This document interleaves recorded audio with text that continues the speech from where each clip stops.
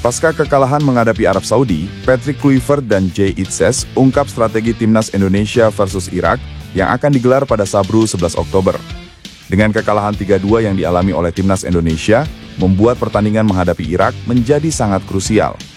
Pasalnya, jika tidak berhasil mendulang kemenangan menghadapi Irak, otomatis timnas Indonesia harus masuk ke round 5 untuk bisa dapat masuk dalam daftar peserta Piala Dunia 2026. Meskipun kesempatan tersebut masih ada, namun dengan masuk ke round 5, tentunya akan menambah panjangnya perjalanan dan perjuangan skuad Garuda. Dalam wawancara, Patrick Kluivert dan Jay Itzes ungkap strategi timnas Indonesia versus Irak. Jay Itzes yang dipercaya sebagai kapten timnas Indonesia, menyampaikan bahwa dirinya beserta tim berusaha untuk memberikan yang terbaik bagi bangsa Indonesia. Jay juga berjanji akan bermain all out dalam menghadapi Irak nanti, meskipun dirinya mengakui telah maksimal saat menghadapi Arab Saudi. Sedangkan Kluivert yang memegang kendali atas strategi dan rencana pertandingan untuk menghadapi Irak nantinya. Kluivert menyampaikan untuk menghadapi Irak nanti, meminta agar timnya untuk menjernihkan pikirannya dan memenangkan pertandingan. Meskipun pelatih asal Belanda tersebut mengakui bahwa yang akan dihadapi oleh timnya adalah pertandingan yang sulit. Kabar baik datang dari Calvin Verdong. Dia dipastikan bisa main di laga timnas Indonesia versus timnas Irak pada babak 4 kualifikasi Piala Dunia 2026 zona Asia. Kabar ini disampaikan manajer timnas Indonesia, Sumarji. Verdong sebelumnya tak masuk daftar susunan pemain dalam laga timnas Indonesia versus Arab Saudi. Manajer timnas Indonesia, Sumarji, mengatakan Calvin Verdong sudah tidak mengalami masalah apapun soal kebugarannya. Jadi sang pemain sudah siap bermain kembali membela timnas Indonesia. Verdong bisa main lawan Irak, kata Sumarji. Calvin Verdong mengatakan para pemain lain timnas Indonesia pun dalam kondisi siap tempur. Hal itu menjadi modal penting untuk timnas Indonesia yang wajib meraih kemenangan dalam laga kontra Irak.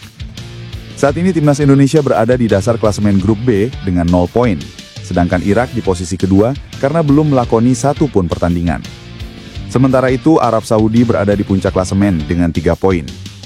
Kemenangan diharapkan bisa diraih timnas Indonesia saat melawan Irak.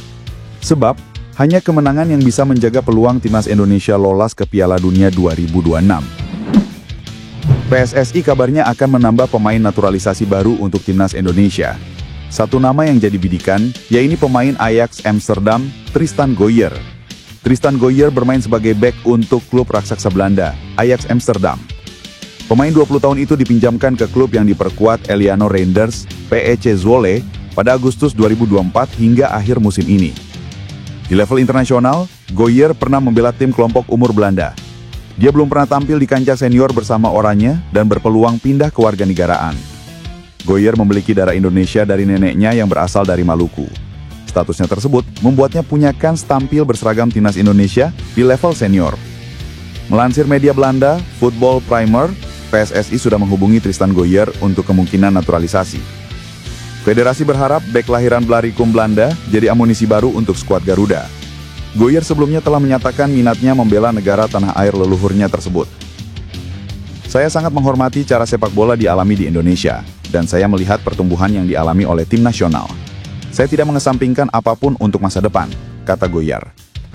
Ajakan untuk Tristan Gooijer gabung timnas Indonesia sebelumnya pernah dilontarkan rekan setimnya di PEC Zwolle, Feyenoord Reinders. Dia menuliskan itu dalam unggahan di Instastory. Tristan come to Indonesia, tulis Feyenoord Reinders. Patrick Kluivert mengakui 2 kesalahan timnas Indonesia saat kalah dari Arab Saudi. Kekalahan ini bikin langkah timnas ke Piala Dunia 2026 lebih berat. Patrick Kluivert menyayangkan kegagalan timnas mempertahankan momentum dan hilangnya kendali di bawah tekanan Arab Saudi. Di level taktik, ia mengakui timnas kurang rapat dan agresif dalam menjaga celah.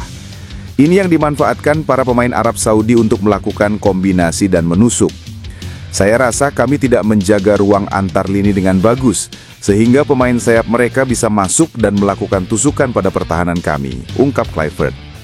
Kluivert turut mendapatkan sorotan terkait sejumlah keputusannya, salah satunya soal memainkan Yacob Sayuri sebagai bek kanan dalam pertahanan 4 pemain. Sayuri dieksploitasi habis-habisan oleh Arab Saudi hingga menghasilkan gol kedua dan ketiga.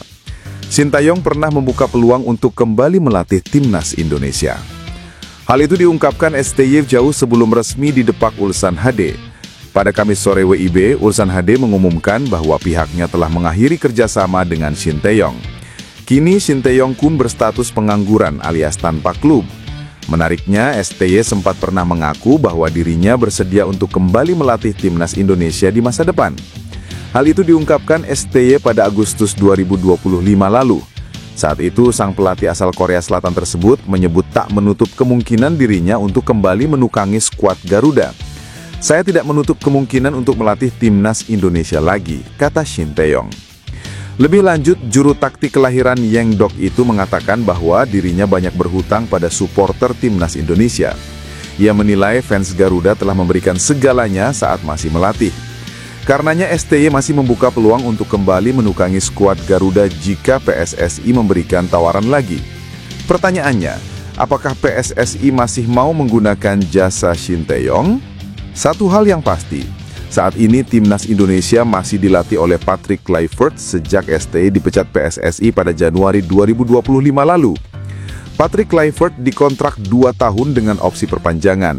Namun sang pelatih asal Belanda itu tengah disoroti akibat kekalahan timnas Indonesia dari Arab Saudi dengan skor 2-3 semalam. Kekalahan itu membuat peluang skuad Garuda untuk lolos ke Piala Dunia 2026 makin menipis. Meskipun masih ada satu laga hidup dan mati melawan Irak pada 12 Oktober 2025 mendatang. Sementara itu, tak sedikit fans Garuda yang merindukan Shin Tae-yong.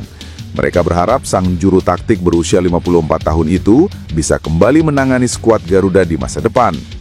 Sinyal positif datang dari Eropa, di mana striker klub Serie A Bologna, Thijs Dallinga menjadi sorotan PSSI.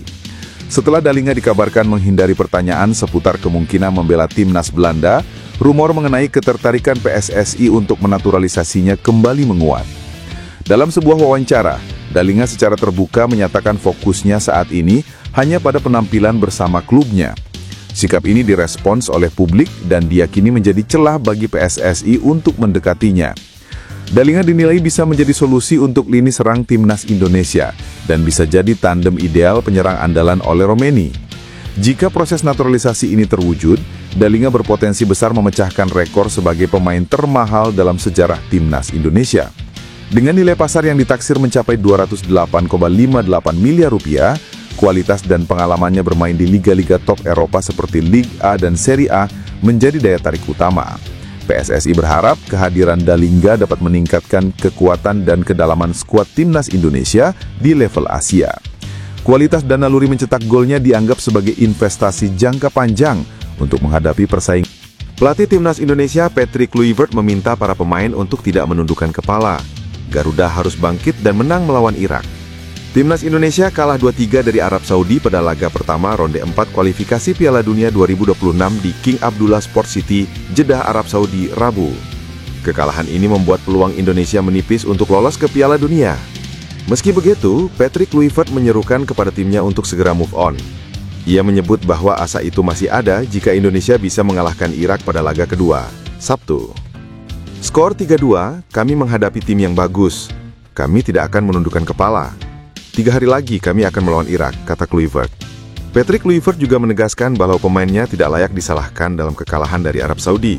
Menurutnya, pemain sudah mengerahkan segala upayanya untuk menampilkan yang terbaik di lapangan. Namun memang ia mengakui bahwa tidak semua yang direncanakan berjalan sesuai keinginan. Indonesia terpaksa harus mengakui kemenangan Arab Saudi dan berbenah diri untuk meraih hasil yang lebih baik di laga selanjutnya. Ketua Umum PSSI Erick Thohir meminta timnas Indonesia untuk mengalihkan fokus menghadapi Irak pada lanjutan round 4 kualifikasi Piala Dunia 2026 zona Asia. Ia berpesan agar timnas Indonesia segera bangkit dan melupakan kekalahan 2-3 dari Arab Saudi. Timnas harus segera bangkit dan fokus ke pertandingan berikutnya melawan Irak, tulis Erick di sosial media pribadinya. Pada matchday pertama grup B, Indonesia harus mengakui Arab Saudi dengan skor akhir 2-3. Indonesia sempat unggul di awal babak pertama lewat gol penalti Kevin Dix. The Green Falcons langsung comeback dengan mencetak 3 gol balasan via Waheb Saleh dan Brice Feras Albrikan, salah satunya dari titik penalti. Dix memperkecil ketertinggalan lagi lewat penalti. Jika kalah, peluang Indonesia ke Piala Dunia 2026 akan tertutup. Jika menang, Indonesia masih harus menunggu laga Arab Saudi dan Irak pada Rabu dini hari WIB. Timnas Indonesia punya rekor buruk kontra Irak. Dalam sejarah 9 pertemuan kedua tim, Indonesia cuma bisa sekali imbang dan 8 kali kalah.